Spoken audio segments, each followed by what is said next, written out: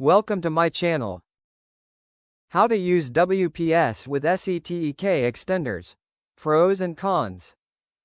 1. Check WPS compatibility. Make sure your main router supports WPS, Wi-Fi protected setup, and your SETEK extender has a WPS button. 2. Plug in the extender. Insert your SETEK extender into a power socket near your router for initial setup. 3. Turn on the extender. Wait until the LED light becomes stable, indicating the extender is ready. 4. Locate the WPS button on router.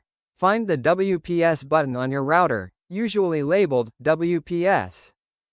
5. Press router WPS button. Press the WPS button on your router.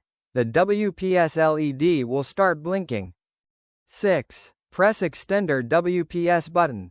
Within 2 minutes, press the WPS button on the SETEK extender. 7. Wait for connection. Give it 1 to 2 minutes. The extender will automatically connect to your Wi-Fi network. 8. Check LED indicators. A solid light, or signal bars, on the extender means a successful connection. 9. Reposition the extender. Move the extender halfway between your router and weak signal area for best coverage. 10. Test the connection. Connect your phone, laptop to the extended network and check internet speed.